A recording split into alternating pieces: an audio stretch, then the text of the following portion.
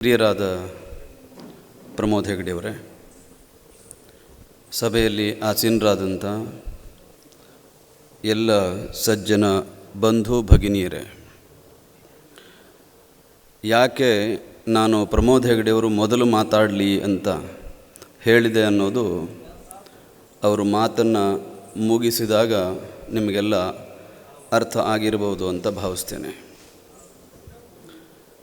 ಪ್ರಮೋದ್ ಹೆಗಡೆಯವರು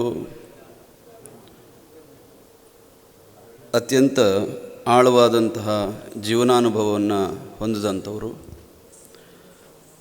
ಮತ್ತು ಈ ವಯಸ್ಸಿನಲ್ಲೂ ಉತ್ಕಟವಾದಂತಹ ಜೀವನೋತ್ಸಾಹವನ್ನು ಹೊಂದಿದಂಥವರು. ಅವರ ಮಾತುಗಳು ಅದು ಅನುಭವ ವೇದ್ಯವಾದಂಥದ್ದು ಅನ್ನೋದರಲ್ಲಿ ಯಾವ ಸಂದೇಹವೂ ಇಲ್ಲ. ಇವತ್ತಿನ ಕಾರ್ಯಕ್ರಮದ ಉದ್ದೇಶ, ಅದರ ಸಾರ್ಥಕತೆ, ಇದೆಲ್ಲದರ ಕುರಿತಾಗಿ ಬಹಳ ಸಮಗ್ರವಾಗಿ ಮಾತನಾಡಿದ್ದಾರೆ. ನನ್ನ ಪಾಲಿಗೆ ಶುಭಾಶಯವನ್ನು ಕೋರುವ ಕೆಲಸವನ್ನು ಮಾತ್ರ ಅವರು ಬಿಟ್ಟಿದ್ದಾರೆ ಅಂತ ನಾನು ಭಾವಿಸ್ತೇನೆ. ಪ್ರಾರಂಭದಲ್ಲಿ ಗಣಪತಿ ಭಟ್ರು ಮಾತನಾಡ್ತಾ ಮಳೆಯಿಂದ ವಿಘ್ನ ಆಯಿತು ಅನ್ನುವ ಕಿಂಚಿತ್ ಬೇಸರದ ಮಾತನ್ನು ತೋಡ್ಕೊಂಡ್ರು. ಆದರೆ ಈ ಸಭೆಯಲ್ಲಿ ಈ ಸಂದರ್ಭದಲ್ಲಿ ಇರುವಂಥ ಈ ದೊಡ್ಡ ಸಂಖ್ಯೆಯ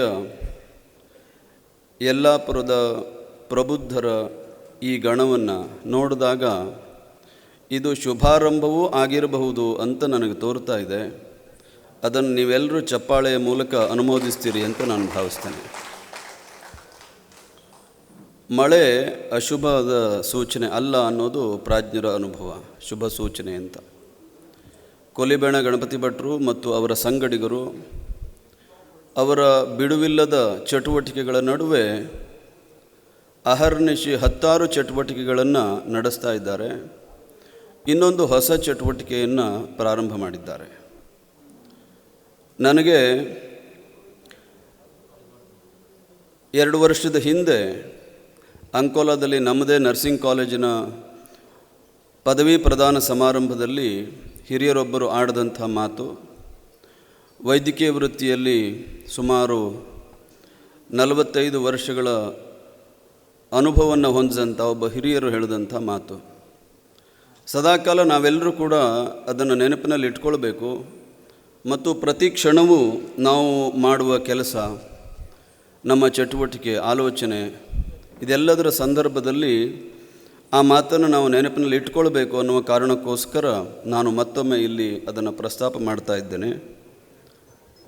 ನರ್ಸಿಂಗ್ ವೃತ್ತಿ ಹೇಗೆ ಅತ್ಯಂತ ಶ್ರೇಷ್ಠವಾದ್ದು, ಅನೇಕ ವೃತ್ತಿಗಳಿದೆ ಜೀವನದಲ್ಲಿ, ಆದರೆ ಅತ್ಯಂತ ಶ್ರೇಷ್ಠವಾದಂಥ ವೃತ್ತಿ ನರ್ಸಿಂಗ್ ವೃತ್ತಿ ಅನ್ನೋದಕ್ಕೆ ಅವರೊಂದು ವಿವರಣೆಯನ್ನು ಕೊಟ್ಟರು.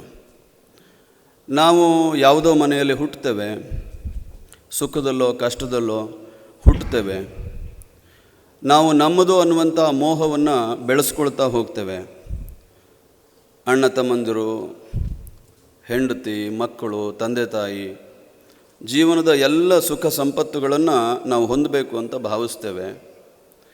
ಆದರೆ ಅಂತ್ಯಕಾಲದಲ್ಲಿ ನಾವು ಯಾವತ್ತು ಸಾವಿನ ಕ್ಷಣಗಣನೆಯನ್ನು ಎಣಿಸ್ತೇವೆಯೋ ಆ ಸಂದರ್ಭದಲ್ಲಿ ನಾವು ಇಷ್ಟಪಟ್ಟಂಥ ಯಾರೊಬ್ಬರೂ ಕೂಡ ನಮ್ಮ ಜೊತೆ ಇರೋದಿಲ್ಲ.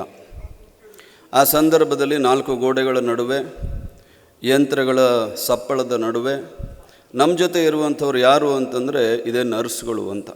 ಅವ್ರು ಯಾರು ನಮ್ಮ ರಕ್ತ ಹಂಚಿಕೊಂಡು ಹುಟ್ಟಿದಂಥ ಒಡನಾಡಿಗಳಾಗಿರೋದಿಲ್ಲ, ನಮ್ಮ ಬಂಧುಗಳಾಗಿರೋದಿಲ್ಲ, ಅವರ ಜಾತಿ, ಅವರ ಜನ್ಮ ಯಾವುದು ಅಂತಲೂ ಕೂಡ ನಮಗೆ ಗೊತ್ತಿರೋದಿಲ್ಲ.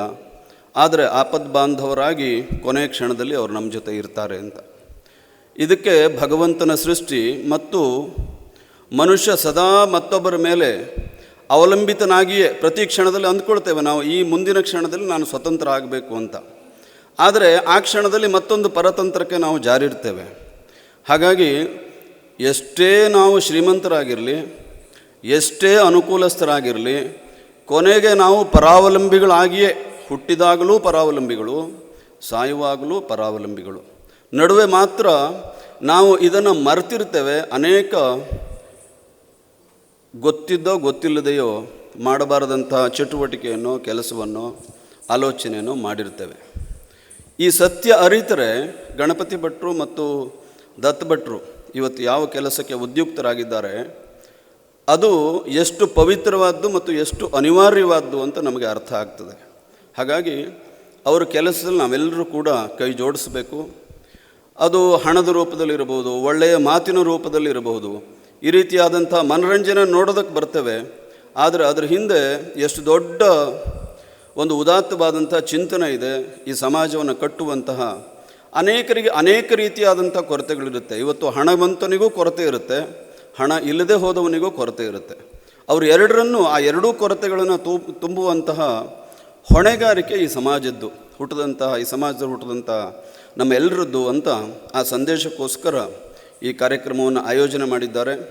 ಈ ಸಂಸ್ಥೆ, ನೀವು ಈಗಾಗಲೇ ಪ್ರಮೋದ್ ಹೆಗಡೆಯವರು ಆ ಬ್ಯಾನರ್ ಮೇಲೆ ಬರೆದಂಥ ವಾಕ್ಯವನ್ನು, ಪದಗಳನ್ನು ನೀವೆಲ್ಲ ಗಮನಿಸಿ ಅಂತ ಅವರು ಗಮನವನ್ನು ಸೆಳೆದಿದ್ದಾರೆ.